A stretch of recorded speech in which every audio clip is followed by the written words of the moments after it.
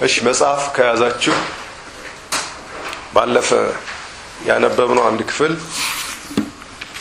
ሮሜ ምዕራፍ 9 ላይ በካህናት ስለሚገለጠው የእግዚአብሔር ምህረት እናያለን። ወይም ደግሞ በካህናት ስለሚገለጠው የእግዚአብሔርን አገልግሎት እያየን ነው። እግዚአብሔርን ማገልገል ለፍጥረት ሁሉ። ስለዚህ ሳምንት አንድ ነገር ብለን ነበር። እግዚአብሔርን በምን እንደምናገለግል ፍጥረትንም በምን እንደምናገለግል በእግዚአብሔር ፊት ምሪት ያስፈልገናል። ምክንያቱም ሰው ስራውን ያውቅ ዘንድ እግዚአብሔር የሰውን እጅ አትሟልና በታተመለት በዚያ እጅ እግዚአብሔርን ፍጥረትን ሁሉ ያገለግላል። ካህናት ግን በምህረት ያገለግላሉ። እነዚህ ካህናት የምህረት መቀመጫ ናቸው። ምዕራፍ 9 ላይ ከቁጥር 21 ጀምሮ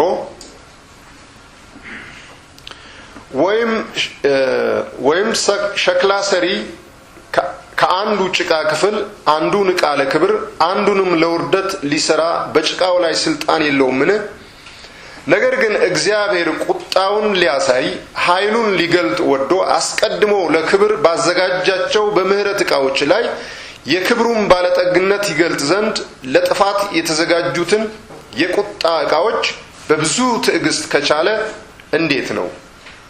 የምህረት ዕቃዎችም ከአይሁድ ብቻ አይደሉም፣ ነገር ግን ከአሕዛብ ደግሞ የጠራን እኛ ነን።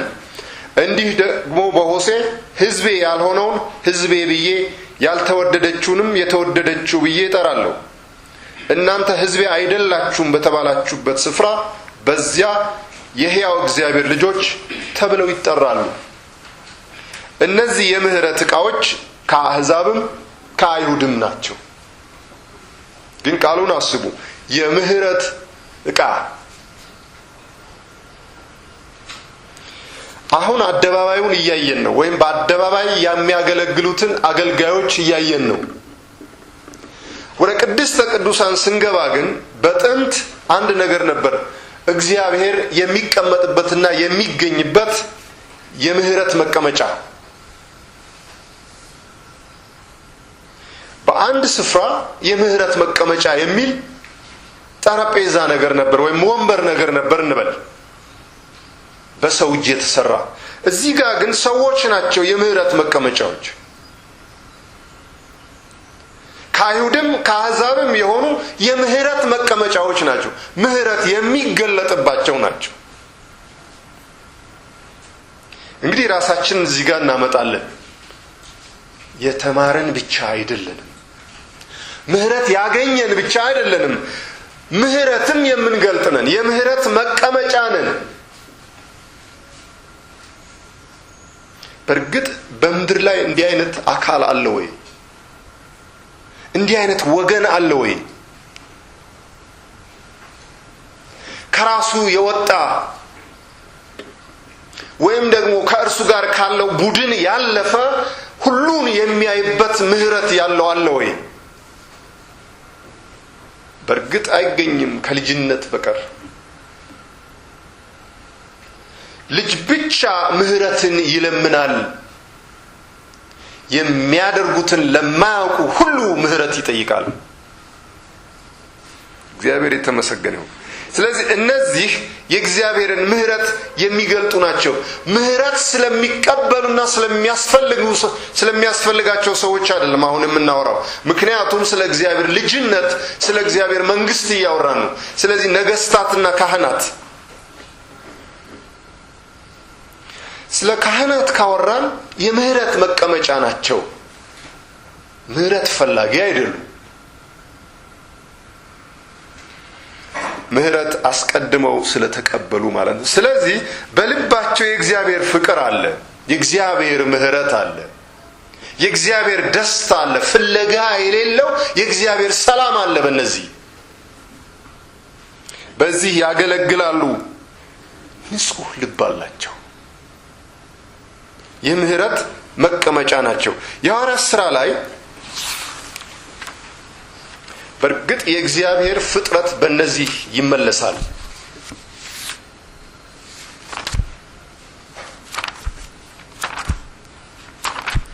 በእግዚአብሔር ዘንድ የምናውቀው ያልተፈጸመ ብዙ የተስፋ ቃል አለ። ስለዛ ነው አሁን የምንተጋው። እግዚአብሔር ስለተናገረው ግን ስላልተፈጸመ የእግዚአብሔር ቃል አንዱን እንኳን ልንገራችሁ፣ ከዚህ የበለጠ ያደርጋሉ ወይም ደግሞ እኔ ከማደርገው በላይ ያደርጋሉ። ይሄ ቃል አይከሳችሁ፣ አይወቅሳችሁ። ክርስቶስ ካደረገው በላይ ምን አደረኩ ብላችሁ ስትቆጥሩ አይከሳችሁ? ወይስ ክርስቶስ በስሜት ብቻ ያወራው? አይደለም። የሚፈጸም አካል የሚያገኝ ከሆነ በእርግጥ ይከሰናል። ይሄ ቃል እኔ ከማደርገው በላይ ያደርጋል። እርሱ ምሕረትንና የእግዚአብሔር ማዳን የሚገልጥ ከሆነ ይህ የተዘጋጀው የእግዚአብሔር አካል ደግሞ በእርግጥ ምሕረትንና እውነት በኃይል ይገልጠዋል ማለት ነው። ስለ እነርሱ እናውቃለን። እንግዲህ በዚህ አካል ወይም በእነዚህ ካህናት የእግዚአብሔር ፍጥረት ይመለሳል ወደ እግዚአብሔር። አሁን ሙሉ በሙሉ እግዚአብሔር ፍጥረቱን አላገኘውም። በክርስቶስ የተፈጸመው የእግዚአብሔር ስራ በአካሉ ስለሚያልቅ የሐዋርያት ሥራ ምዕራፍ 3 ቁጥር 21 ላይ እግዚአብሔር ከጥንት ጀምሮ በቅዱሳን ነቢያቱ አፍ የተናገረው ነገር ሁሉ እስከሚታደስበት ዘመን ድረስ ሰማይ ይቀበለው ዘንድ ይገባልና። እግዚአብሔር ከጥንት ጀምሮ በቅዱሳን ነቢያቱ አፍ የተናገረው ይልና ነገር ሁሉ እስከሚታደስበት ዘመን ድረስ። እነዚህ ሁለት አረፍተ ነገሮች ናቸው። ምክንያቱም መጽሐፋችሁን ከያዛችሁ በነጠላ ሰረዝ የተለየ አረፍተ ነገር ነው። ሁለት አረፍተ ነገር። የላይኛው እንኳን ብንተው ነገር ሁሉ እስከሚታደስበት ዘመን ድረስ ነው የሚለው። ይሄ የተቀጠረ ቀጠሮ አለ ማለት ነው። ይህንን የእግዚአብሔርን ሐሳብ የሚያመጣ ወገን ግን እየተዘጋጀ ነው። አሁን ጆሮአችን እግዚአብሔር ከፍቶ ስለ እነርሱ እየነገረን ነው። እግዚአብሔር ማህበርተኛ ያደረገን ዘንድ ይርዳን። የዚህ ወገን ማህበርተኛ ማለት ነው። እግዚአብሔር የተናገረው ሁሉ በዚህ ወገን ይፈጽማል። ከእግዚአብሔር የወጣው ፍጥረት ወደ እግዚአብሔር ይመለሳል። እግዚአብሔር ፍጥረቱን አያጣም።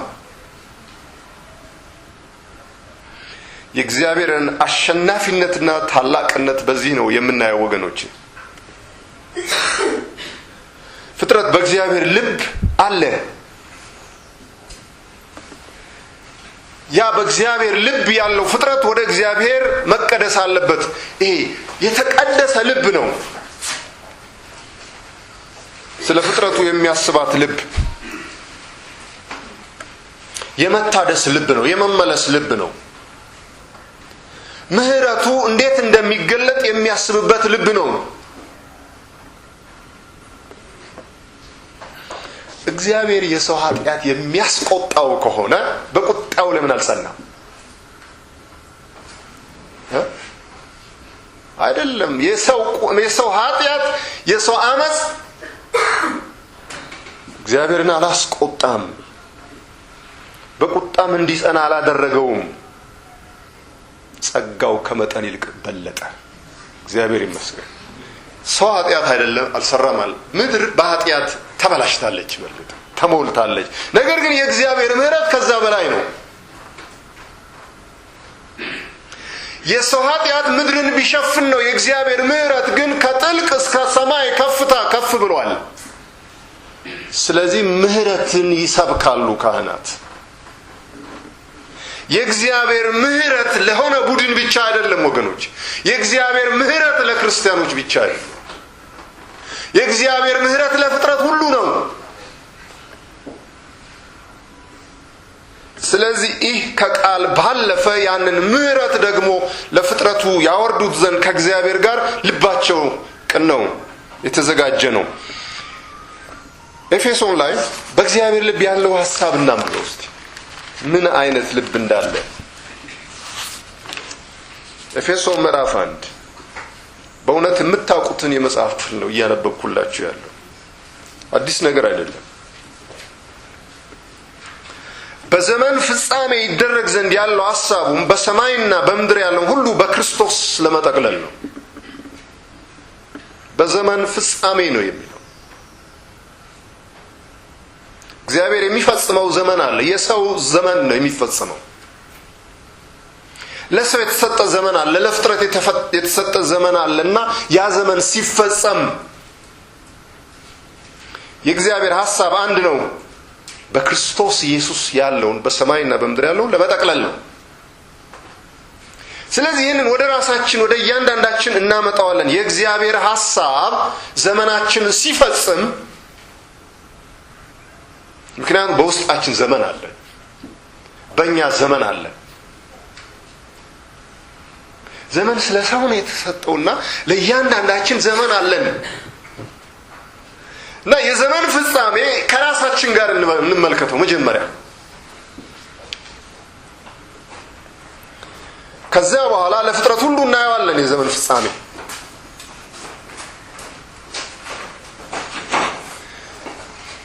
ወደ ፍጥረት ሲመጣ በእርግጥ ሰፊና ፍጻሜው የጎላ ይሆናል። በእያንዳንዳችን ግን እግዚአብሔር የሚለውን ማረጋገጥ አለብን። የጸና ነገር በውስጣችን መኖር አለበት። ዘመን እንዴት ሲፈጸም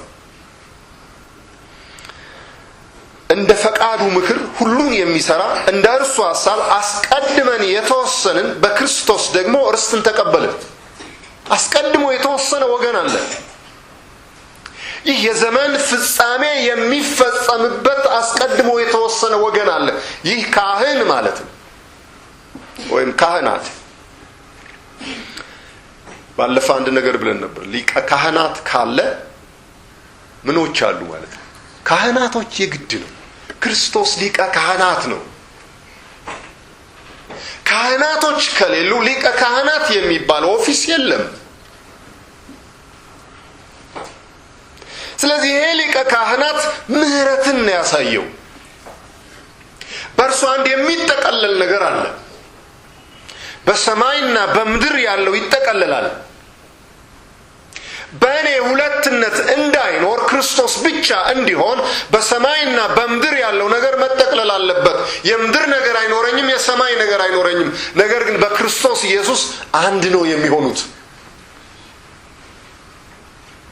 ሰማይንና ምድርን የሚያጋባ መልእክት ሰምታችሁ ታውቃላችሁ? የሚያፋታ መልእክት እኮ ነው እስካሁን የሰማን። ሰማይ ለእግዚአብሔር፣ ምድር ለሰይጣን አይደል?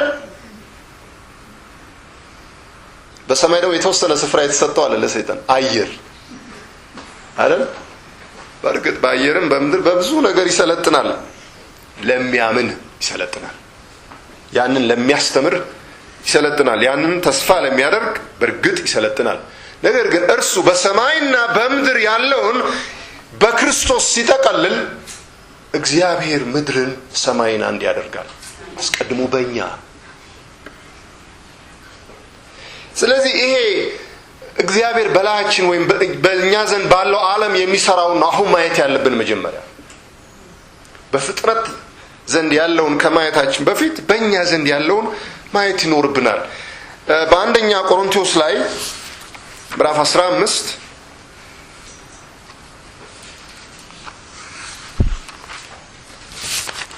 ቁጥር 24 ላይ ወይም ከ24 ጀምሮ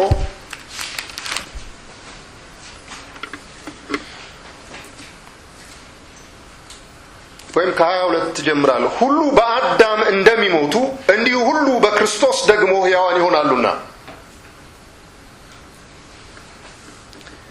እነዚህ ሁለት ነገሮች እናነጻጽራቸው። ሊነጻጸሩ የሚችሉ ነገሮች ባይሆኑ በአዳም መሞትና በክርስቶስ ሕያው መሆን የማይነጻጸሩ ነገሮች ቢሆኑም ማነጻጸር እንችላለን። ስለ ፊደሉ ሁሉ በአዳም እንደሚሞቱ እንዲሁ ሁሉ በክርስቶስ ሕያዋን ይሆናሉ። ሁሉም በአዳም እንደሞቱ እርግጠኛ ያልሆነ ሰው አለ?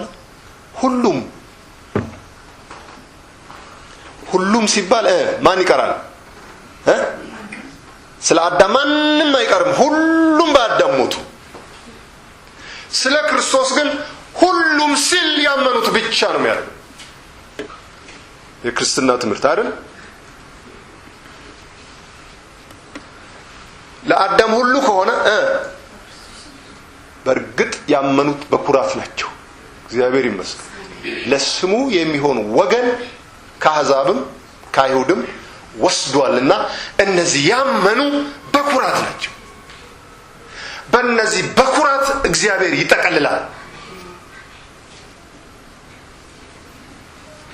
በእርግጥ አንድ የወለደም ወላድ ነው፣ 10ም የወለደ ወላድ ነው አይደል?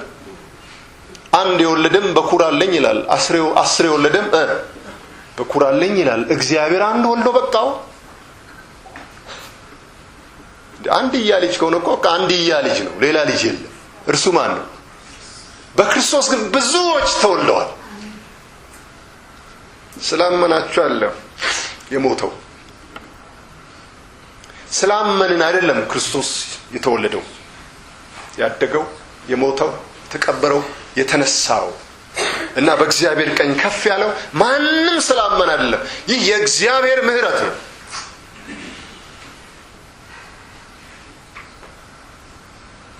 ነገር ግን እያንዳንዱ በራሱ ተራ ይሆናል። ሁሉ በክርስቶስ ሕያው ሲሆን በራሱ ተራ ነው የሚሆነው።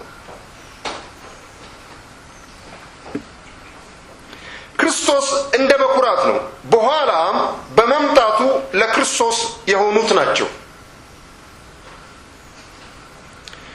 በኋላም መንግስቱን ለእግዚአብሔር ለአባቱ አሳልፎ በሰጠ ጊዜ አለቅነት ሁሉና ስልጣን ሁሉ ኃይልን በሻረ ጊዜ ፍጻሜ ይሆናል።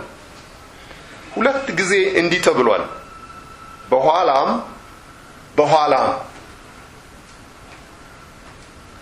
ሁለቱም ጊዜያት 2 ነገር ነው ያደረገው።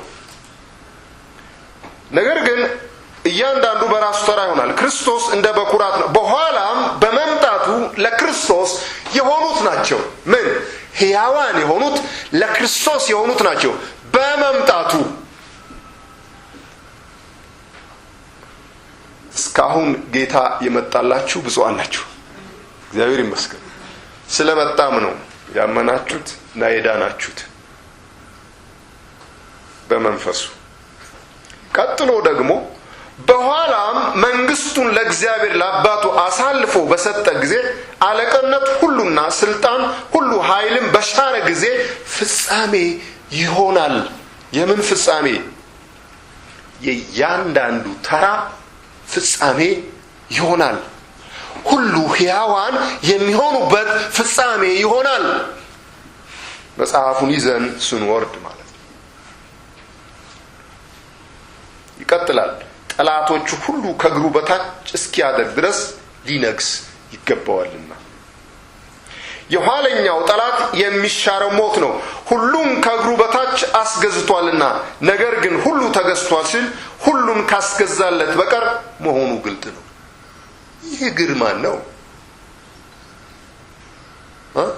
ሁሉን ከእግሩ በታች የምስራች የሚናገሩ እግሮቻቸው በተራሮች እንዴት ያማሩ ናቸው። ስለዚህ ይሄ እግር የትኛው ነው? ስለ የትኛው እግር ነው የምታውቁት? እግዚአብሔር ይመስገን። ክርስቶስ ራስ አይደል? እግሩ ማን ነው ታዲያ? በማን ነው የሚሄደው? በማን ነው ሁሉን የሚገዛው? በማን ነው ሁሉን ለእግዚአብሔር አሳልፎ የሚሰጠው?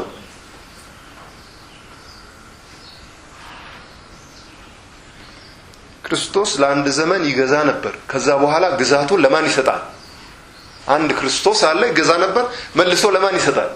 አይደለም፣ እንደዚህ አይደለም። አንድ ግለሰብ ክርስቶስ የለም። ነገር ክርስቶስ አንድ ነገር ያደርጋል። በእነዚህ እግሮቹ የምስራች ባላቸው በተራሮች ላይ የቆሙ እነዚህ እግሮች ሁሉን ይገዛባቸዋል። ክብር ለእግዚአብሔር ይሁን። እግዚአብሔር ይርዳን። እግሮቻችን በእውነት ያማሩ እንደሆነ ይገዛሉ። የምስራች የምንናገር ከሆነ ነው የሚያምሩት። የምስራቹ ወንጌል ነው። የምስራቹ የማዳን ወንጌል ነው። የምስራቹ የማዳኑ ኃይል ነው። በሁሉም ላይ እንደሚገለጥ የምስራች እናወራለን። ስለዚህ እነዚህ እግሮች በእርግጥ ነው የምላችሁ ይቆማሉ፣ ያሸንፋሉ። ዛሬ የኛን ወደፊት ደግሞ የፍጥረትን መለማመድ አይኖርብንም? መግዛትን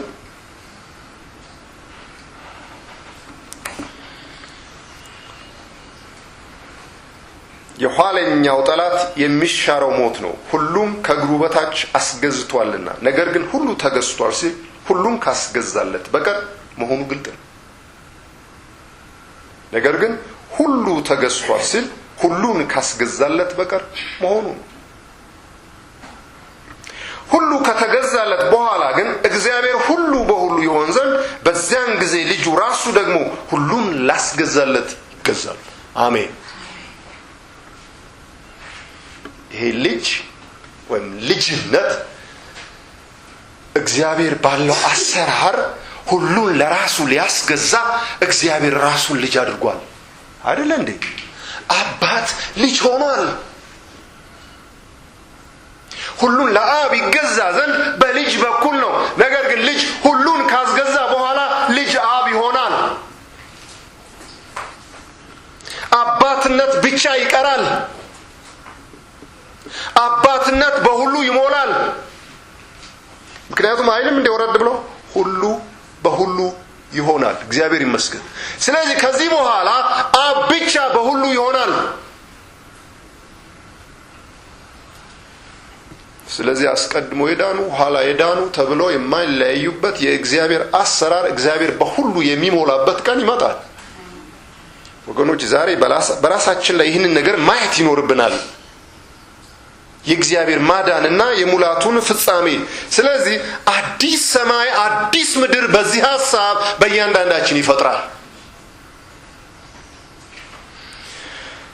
ሁሉም ነገር ወደ ታሰበው ወደ እግዚአብሔር ልብ ይመለሳል። እግዚአብሔር ልብ ለሁሉም ምንድን ነው? እንዴት አይነት ነው? እግዚአብሔር ስለ ሁሉም ያሰበው ምንድን ነው? ወገኖች በዚህ ነገር በእግዚአብሔር ዘንድ ብልጦች መሆን አለበት። ምድርና ሞላዋ የማን ነው? መጽሐፍ ይላል እናንተስ ትላላችሁ? በእውነት ትላላችሁ? በየዕለት ኑሯችን አንዳንድ ነገሮች ሲከብዱ፣ ሲሰወሩ፣ ሲርቁ የማን ነው ትላላችሁ? አንድ ወንድም ምን ይላል መሰላችሁ? ለሰይጣን እግዚአብሔር አንድም ኢንች አልሰጠውም ይላል። በእውነትም የለውም። እንዲገዛ ከተፈቀደለት ዘመንና ሁኔታ ውጭ ሰይጣን ምንም ነገር የለውም። ግን የእስካሁን ስብከት ሁሉን የሰጠ ለማን ነው? በእርግጥ ሌባው ሊሰርቅ፣ ሊያርድ፣ ሊያጠፋ እንጂ ለሌላ አይመጣም። ስለዚህ ሌባው ቢመጣ ወይም ቢይዝ አለው ቢባል ለምንድን ነው? ሊያርድ ሊያጠፋ ነው። እኔ ግን ይላል እኔ ግን ሕይወት እንዲሆንላችሁ እንዲበዛላችሁ መጣሁ።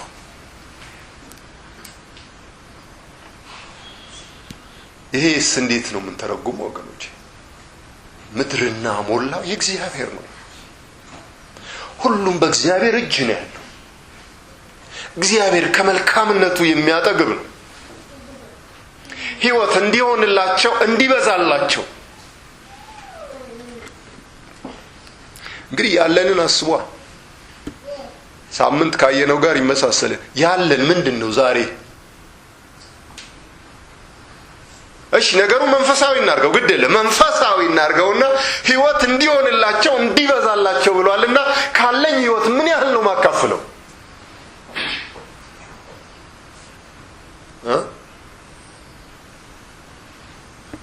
ለአንድ ካልሲ ገበያ የሚወጣ ከሆነ በቃ ይሄው ነው። ይሄ ነው የተትረፈረፈ ሕይወት። ምን አለ ሁለት ገዝቼ አንዱን ባካፍል? የለኝም። ለአንድ ሸሚዝ ገበያ ያወጣሉ። ባልንጀራ የለውም። ስለዚህ ሁለት ገዝቼ አንድ ባካፍልስ? ሕይወት እንዲሆንላቸው እንዲበዛላቸው መጣው። ሃሌሉያ! ይሄን እስከዚህ ድረስ እናየዋለን። የዕለት ኑሮዬንና ሕይወቴን የሚመለከታል። የኢየሱስ ክርስቶስ ወደ እኔ መምጣት የተትረፈረፈ ነገር ነው እንዳልኳችሁ እንግዲህ ይሄ መንፈሳዊ ነው ፍጥረታዊ አይደለም ስለ ካልሲ ወይም ስለ ሸሚዝ አያወራም የምትሉ እኮ አያወራ ግድ የለም። ግን የትኛው የታለ ህይወት የምታካፍሉት የበዛ በሌላው ላይ የሚከብድ እና የሚሰፍ ህይወት የታለ?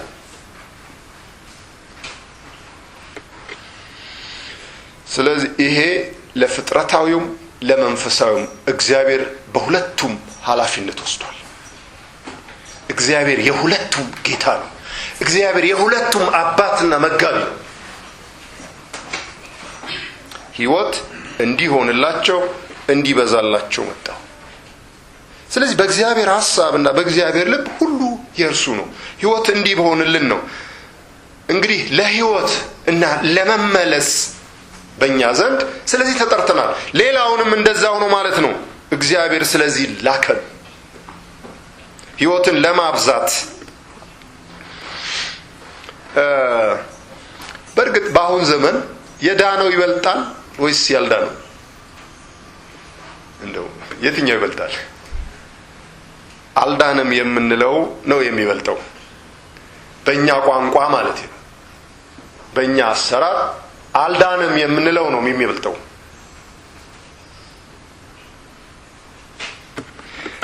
ታዲያ እንደ ብዙዎች ትምህርት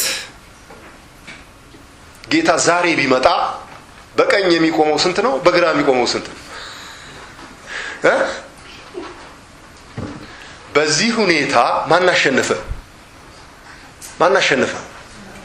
እግዚአብሔር ይከልክል።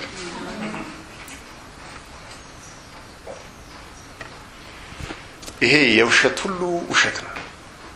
እግዚአብሔር ተሸንፎ አያውቅም። እግዚአብሔር አይሸነፍም። የእግዚአብሔር ስራ ዋጋ አያጣም። በክርስቶስ የተሰራው ዋጋ አለው። ስለዚህ እነዚህ በኩራት በእርግጥ ጥቂቶች ናቸው፣ ውድም ናቸው። የመጀመሪያው የገበሬው ፍሬ ውድ ነው። ገበሬ መጀመሪያ የሚሸጠው ነገር ውድ ነው። ምርት ከተትረፈረፈ በኋላ በእርግጥ ዋጋው ምን ይሆናል? ይቀንሳል። አሁን የዳነው ለስሙ የሚሆን ወገን በእርግጥ ውድ ነው። ደካማ ክርስቲያን ሊሆን ይችላል፣ ብርቱ ክርስቲያን ሊሆን ይችላል። ግን በእግዚአብሔር ዘንድ እርሱ ውድ ነው። በዚህ ውድ እግዚአብሔር ግን ሁሉን ይገዛል። ራሳችን ለምን እንደዚህ ከፍ አድርገን አናይም? እግዚአብሔር እንደሚያየን በእግዚአብሔር ልብ እንዳለን ለምን አናይም? ይሄ እንግዲህ በእግዚአብሔር ጥሪ የሚረጋገጥ ነው። በእግዚአብሔር ሐሳብ የምናየው ነው። ራእይ ላይ አንድ ነገር እንመልከት። ፍጥረት ስለ እግዚአብሔር ፈቃድ ተፈጥሯል።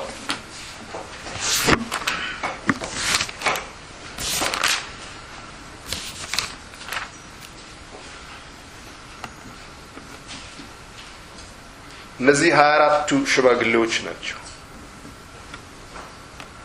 የዘመሩት መዝሙር ነው።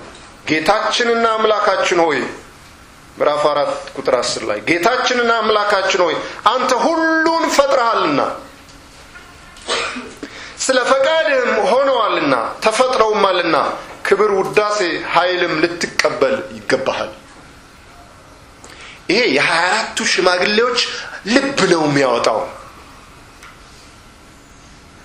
እንደሚጠፉ አይደለም የሚዘምሩት።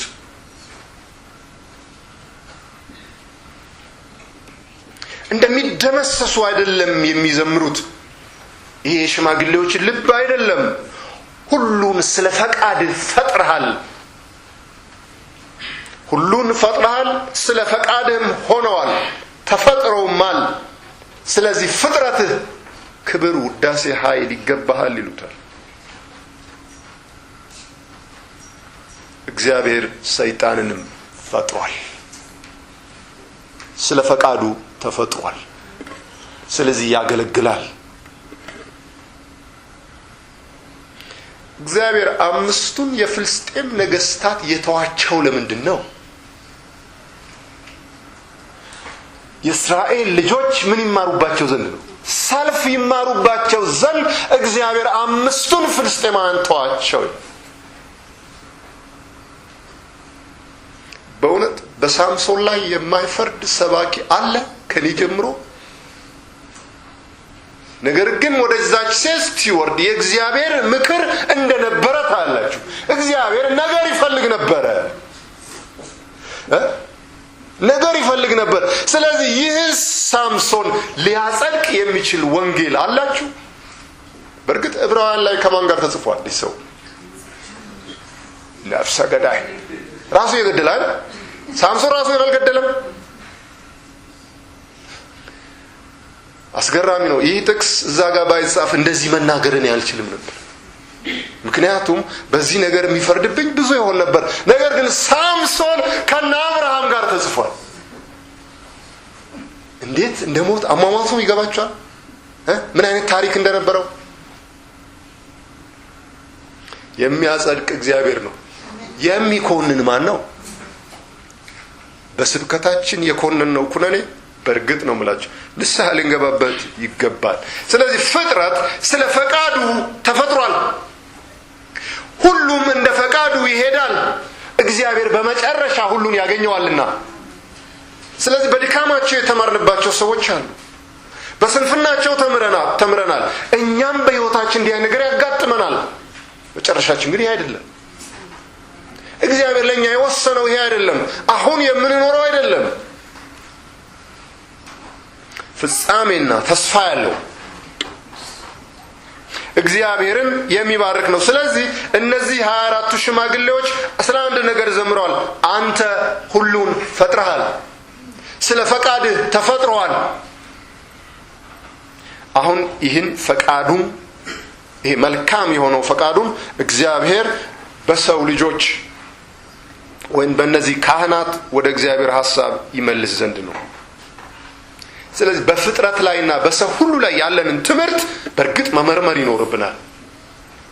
ምን አይነት ዓላማ እንዳለን እግዚአብሔር የፈጠረውን ሁሉ አየ ነው። እጅግ መልካም ነበር። እግዚአብሔር የፈጠረው በእግዚአብሔር ልብ ነው። እግዚአብሔር የፈጠረው በእግዚአብሔር ሐሳብ ነው። ወይም የራሱን ሐሳብ ተከትሎ ነው። የራሱን ልብ ተከትሎ ነው እግዚአብሔር የፈጠረው። ወደፊት ኃጢአት ይፈጠራል፣ በኃጢአት ምክንያት ይበላሻል በሚል ልብ ያንን ተከትሎ አልነበረም የፈጠረው። በራሱ ልብ ነው። እጅግ መልካም ነበረ። ይህ እጅግ መልካም የነበረው ፍጥረት ግን በኃጢአት ተበላሸ። በእርግጥ ይሄ ነገር ሆኗል። ሮሜ ላይ ይሄንን እናያለን። አሁንም የምናውቀውን ክፍል ላንብብ እስቲ። ፍጥረቱን ሁሉ ያበላሸው የሰው ኃጢአት በክርስቶስ የሆነውን ማየት እንችላለን። እግዚአብሔር እንደ ልቡ በእግዚአብሔር ልብ እንደነበረው መሆን አልቻለም ፍጥረት። በእርግጥ ከእግዚአብሔር ልብ ሲወጣ ሌላ መልክ ኖሮታል። ቁጥር 19 ሊጀምር ምዕራፍ 8 ላይ የፍጥረት ናፍቆት የእግዚአብሔርን ልጆች መገለጥ ይጠባበቃልና ፍጥረት ለከንቱነት ተገዝቷልና በተስፋ ስላስገዛው ነው እንጂ በፈቃዱ አይደለም። ተስፋውም ፍጥረት ራሱ ደግሞ ከጥፋት ባርነት ነፃነት ወጥቶ ለእግዚአብሔር ልጆች ወደሚሆን ክብር ነፃነት እንዲደርስ ነው። ፍጥረት ሁሉ እስከ አሁን ድረስ አብሮ በመቃተትና በምጥ መኖሩን እናውቃለንና እርሱም ብቻ አይደለም፣ ነገር ግን የመንፈስ በኩራት ያለን ራሳችን ደግሞ የሰውነታችን ቤዛ የሆነውን ልጅነት እየተጠባበቅን ራሳችን በውስጣችን ቃትታለን። እስቲ ከኛ እንጀምር። የፍጥረትን ነገር ከማየታችን በፊት ከኛ እንጀምር። ጳውሎስ የሚለው ነው። እርሱ ብቻ አይደለም፣ ፍጥረት ብቻ አይደለም፣ እኛ ራሳችን ነው። በውስጣችን ስለ አንድ ነገር እንቃትታለን። የልጅነትን ነገር እግዚአብሔር እንዲያመጣ፣ ያ ልጅነት ከመጣ የሰውነታችን ቤዛ ይሆናል። ሰውነትን የሚያድን ልጅነት። ሃሌሉያ። በቃ ያስቸገረንን በእኛ የሚያስቸግረንን ሰውነት የሚያድን ልጅነት እርሱ ቤዛ ነው። በእርግጥ የመንፈስ በኩራት አለን። በመንፈሳችን ድነናል። አሁን የእግዚአብሔር ልጆች ነን። ነገር ግን ፍጥረት ብቻ ሳይሆን እኛ ራሳችን ስለ ሰውነታችን እንቃትታለን። ይህ የሚሞተው የማይሞተው እንዲለብሳል የሚለው ይህ የሚበሰብስ የማይበሰብሰውን ሊለብስ፣ ይህ ምድራዊ ድንኳን ወልቆ ሰማያዊው እንዲለብስ ማለት ነው። ስለዚህ ነገር እንቃትታለን። ፍጥረት ብቻ አይደለም፣ እኛ ራሳችን ነው የሚለው። ፍጥረት ሁሉ እስካሁን አብሮ በመቃተት እንግዲህ ይሄ ጸሎት ነው ማለት ነው። ይሄ ጩኸት ነው ማለት ነው። የእግዚአብሔር ልብ ካለን በእውነት የፍጥረትን ጩኸት መስማት እንችላለን። የሰዎች ልጆች ስቃይ መስማት እንችላለን። ይህ ሁሉ ሲቃ አንድ ነገር ይጠብቃል፣ የእግዚአብሔር ልጆች መገለጥ እና ፍጥረት ለከንቱነት ተገዝቷል ነው የሚለው። በተስፋ ስላስገዛው ነው እንጂ በፈቃዱ አይደለም፣ በራሱ አይደለም። በተስፋ ነው ያስገዛው እግዚአብሔር። በተስፋ ያስገዛ ከሆነ እነዚህ የእግዚአብሔር ልጆች ሲገለጡ በእርግጥ የሰውነታቸው ቤዛ ሆኗልና ለፍጥረትም ይመጣሉ። እነዚህ ካህናት ናቸው፣ የእግዚአብሔርን ምሕረት ይገልጣሉ። እግዚአብሔርን በምህረት ያገለግላሉ፣ በምህረት ያዩታል። ስለዚህ ሰዎች ዛሬ የሚሰሩት ኃጢአት የቱንም ያህል እጅግ የመረረ ቢሆንም በምህረት ያያሉ። እግዚአብሔር ምህረት እንዲያደርግ ይጸልያሉ። እግዚአብሔር የወጣ ሁሉ እግዚአብሔር ይመለሳል። እግዚአብሔር ያልወጣ ምን አለ? ሁሉ በእርሱ ሆነ። ታክሲ ውስጥ አነበዋለሁ፣ በተለይ ትራንስፖርት መኪናዎች ይሄንን። ስለዚህ እኔ ሲገባኝ ያን መኪና ስለተገዛለት ምን ይላል? ሁሉ በእርሱ ሆነ። በእርግጥ ልክ ነው። ማን የሰጠው? እግዚአብሔር ነው የሰጠው። እውነት ነው። ግን የእርሱ እምነት የእርሱ ሕይወት በምን ዙሪያ ነው? በዚያ ዙሪያ ነው። ከሆነስ አንዳች እንኳ ያለ እርሱ አልሆነም። እንግዲያስ ድህነቱም እንደዛው ነው፣ ማጣቱም እንደዛው ነው። ለጊዜው በዚህ እንዲቃትት ተደርጓል። ከሆነ አንዳች እንኳ ያለ እርሱ እውቀት ያለ እርሱ ፈቃድ የሆነ ነገር የለም። ግን የሁሉ መጨረሻ ያ የሆነው ነገር አይደለም፣ መመለስ ነው፣ መታደስ ነው፣ ወደ እግዚአብሔር ሐሳብና ፈቃድ መምጣት ነው። ስለዚህ ሁሉም ነገር በእርሱ ሆኗል፣ ተጋጥሟልም። እስቲ ዕብራውያን ላይ ዕብራውያን ምዕራፍ 11 ዓለሞች በእግዚአብሔር ቃል እንደተዘጋጁ ይላል። ስለዚህ የሚታየው ነገር ከሚታዩት እንዳልሆነ በእምነት እናስተውላለን። ዓለሞች፣ እነዚህ ፍጥረታት መጽሐፍ በሰማይ ያለ በምድር ያለ ከምድር በታች ያለ ነው እና የሚለው እነዚህ ሁሉ በእግዚአብሔር ቃል ተዘጋጁ። ይህ የሚታየው ነገር ከማይታየው ነው እንጂ ከሚታዩት አይደለም። የሚታዩት ከሚታየው ነገር አልተፈጠረም።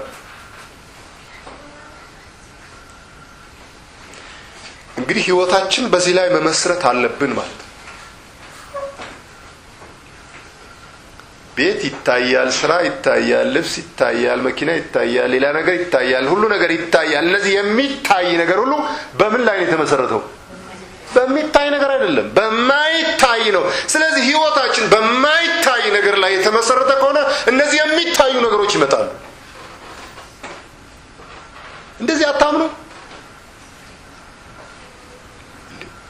በስብከት ሞኝነት ያመኑ ሰዎች እኮ በእውነት ነው ላይ የሚታይ ነገር ያገኙ ሰዎች አሉ።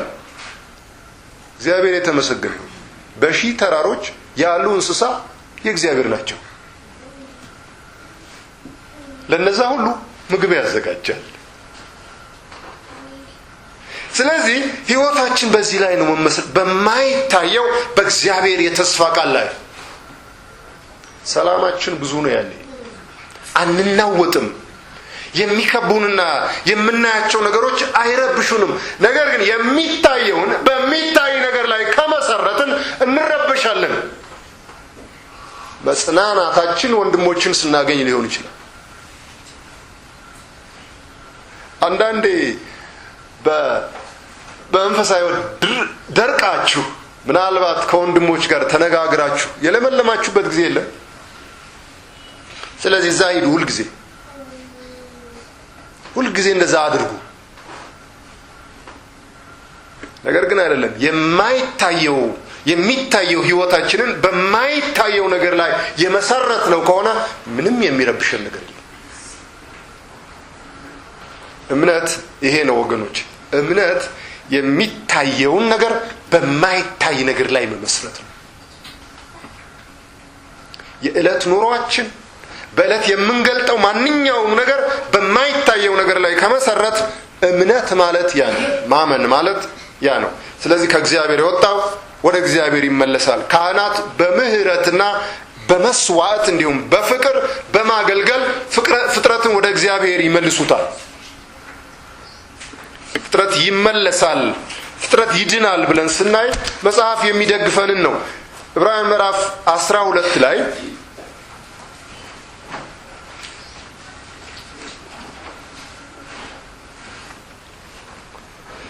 እግዚአብሔር የሚባላ እሳት ነው ይላል።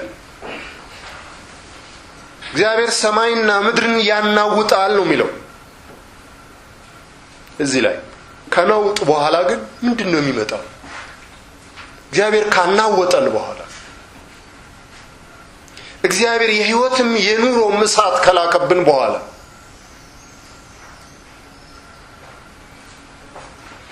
ለሚናገረው እምቢ እንዳትሉ ተጠንቀቁ። እነዚያ በምድር ላስረዳቸው እምቢ ባሉ ጊዜ ካላመለጡ ከሰማይ ከመጣው ፈቀቅ የምንል እኛስ እንዴት እናመልጣለን? በዚያ ጊዜ ድምፁ ምድርን አናወጠ። አሁን ግን አንድ ጊዜ ደግሜ እኔ ሰማይን አናውጣለሁ እንጂ ምድርን ብቻ አይደለም ብሎ ተስፋ ሰጥቷል።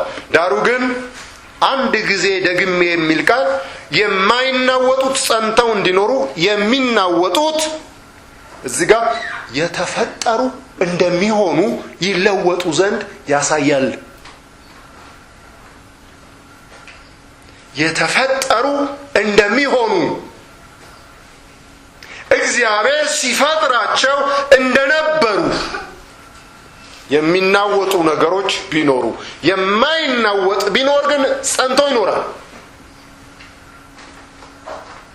እግዚአብሔር የማይናወጥ መንግስት በእኛ እንዳደረገ ይሄው የመጽሐፍ ክፍል ይነግረናል። የማይናወጥ መንግስት አይናወጥም በነውጥ ውስጥ። አሜን። ስለዚህ ህይወታችን በማይናወጥ ነገር ላይ ከተመሰረተ የሚናወጥ ነገር ቢመጣም አይናወጥም። ለውጥ ግን መምጣቱ እርግጥ ነው። አስቀድሞ በህይወታችን ቀጥሎ በሁሉም ላይ ነውጥ መምጣቱ ግን የማይቀር ነገር ነው። ነገር ግን የሚናወጡ ቢኖሩ የተፈጠሩ እንደሚሆኑ ይለወጡ ዘንድ ያሳያል። እንግዲህ የወንጌላችን ትልቁ መልእክት ለውጥ ነው። እግዚአብሔር የለውጥ አምላክ፣ የሚለውጥ አምላክ። ይህንን ለውጥ ነው እኛ የምናወራው። ይህን ለውጥ ነው የምናውጀው። ለውጥ በእግዚአብሔር ካህናት ይፈጸማል። እንግዲህ እሳት በእውነት ታላቅ ነው በህይወታችን። በፍጥረትም ሁሉ ዘንድ እሳት ታላቅ ነው። በዚህ እሳት ያለፈ ሰው በእውነት ይበስላል። በእግዚአብሔር እሳት ያለፈ ከሆነ በሁለተኛ ጴጥሮስ ላይ አንድ ነገር እናነብና እንጨርሳለን። ሁለተኛ ጴጥሮስ ላይ ሁሉን የሚያቀልጥ እሳት ተጽፏል። እዚህ ጋር ችግሩ ምን መሰላችሁ? ወንጌልን ከኛ ውጭ ነው የምናነበው። የእግዚአብሔርን ቃል እኛ አይመለከተንም። አንድ ጊዜ ድነናልና እኛን አይመለከትም ብለን ለሌላው ነው የምናነበው። ስለዚህ መጽሐፍን ለሌላ የሚያነቡ በዝተዋል። መጽሐፍን ለራሳቸው የሚያነቡ ነው ያነሱት። በእርግጥ መጽሐፍን ለራሳቸው የሚያነቡ የተባረኩ ናቸው። ምንም አይነት ነገር ይሁን በዚህ መጽሐፍ ውስጥ ሁሉም በክርስቶስ የተገለጠ አይደለም። ከዚህ በፊት አንድ ነገር ተነጋግረናል። ራእይ የዮሐንስን ራእይ ስንመለከት በጣም ብዙ ነገር አለው የዮሐንስ ራእይ። አውሬ አለው፣ ሞት አለው፣ ረሃብ አለው፣ ጓጉንችር አለው፣ የእሳት ባህር አለው፣ ሁሉ ነገር አለው።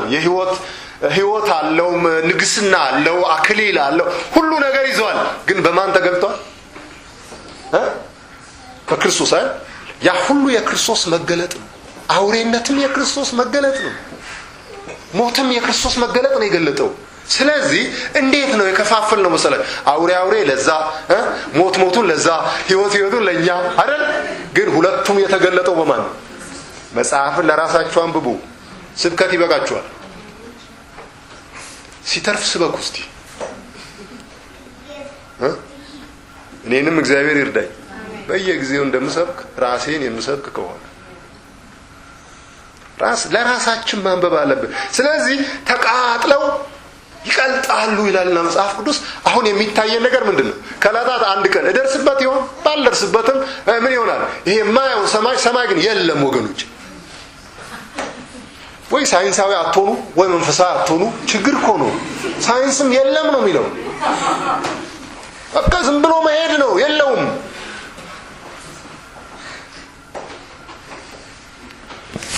ሰማይ ግን አለ፣ እግዚአብሔር የሚያቃጥለው በእግዚአብሔር እውቀት ላይ ከፍ የሚል ስንት ሰማይ አለ። እርሱን ነው እግዚአብሔር የሚያቀልጠው። ግን ከቀለጠው ነገር አዲስ ሰማይ አዲስ ምድር ይወጣል። አሮጌው ነገር ያልፋል። ስለዚህ ይህንን ነው እኛ እየሰማን ያለ ነው። ካህናት ይህንን ያመጣሉ በወንድሞችና በእህቶች ላይ። ይህ የትምህርት ለውጥ ነው። ይህ የመገለጥ ለውጥ ነው። ይህ የአስተሳሰብ ለውጥ ነው። የእግዚአብሔር ልብ ይኖረናልና በእግዚአብሔር ልብ ይህንን እናደርጋለን። እናንበውና እንጨርሰው። ምዕራፍ 3 ብያቸዋለሁ። የጌታው ቀን ግን እንደ ሌባ ሆኖ ይመጣል።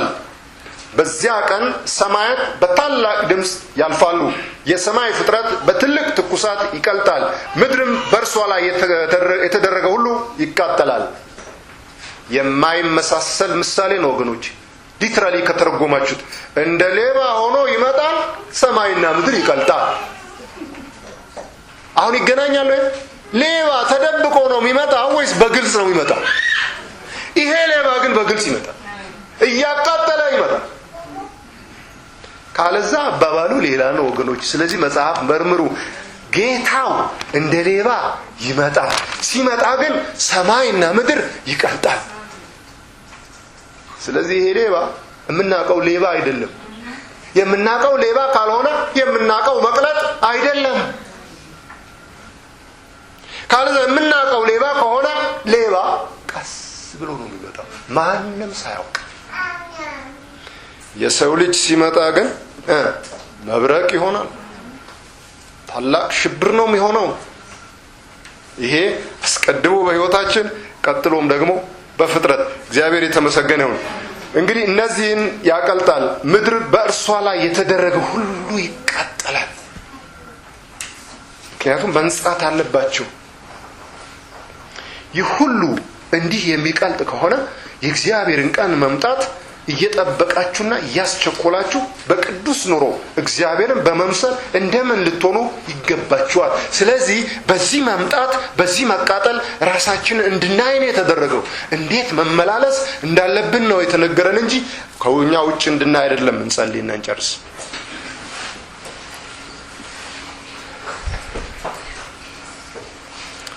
እግዚአብሔር አባታችን ሆይ እናመሰግንሃለን የምህረት ዕቃዎች ስለሆን ምህረትህንና ማዳንህን እግዚአብሔር ሆይ ጽድቅህንና እውነትህን ልትገልጥብን አስቀድመህ ለስምህ የሚሆን ወገን አድርገህ ስለወሰድከን በዚህ ዘመናችን አንተን እንድናውቅ ስለረዳህን ስምህ ይባረክ። ዓይናችንን የከፈትክ አንተ ነህ። አንተን እንድናውቅ ያደረግክ አንተ ነህና እግዚአብሔር ሆይ ማንም አይመካም። መዳናችን ካንተ ነው። ስምህ የተባረከ ይሁን። እግዚአብሔር ሆይ ዛሬም ፈቃድህንና ሐሳብህን በዚህ ዘመን ልትገልጠው ያለውን ምክርህን እንድናውቅ እንኳን ይረዳህን አንተ ነህ። ስምህ የተባረከ ይሁን። ቃልህ ይፈጸማልና የሰማነው ቃል ይሆናልና እግዚአብሔር ሆይ በምንሄድበት መንገድ እጅግ ረጅም እጅግ አስቸጋሪና ፈታኝ ቢሆን እንኳን በአንተ ስለምናልፍ በአንተ ስለምናሸንፈው እግዚአብሔር ሆይ በጥንካሬ ስለምንወጣ ስምህ የተባረከ ይሁን። ስለሰማህን እናመሰግንሃለን በኢየሱስ ክርስቶስ ስም።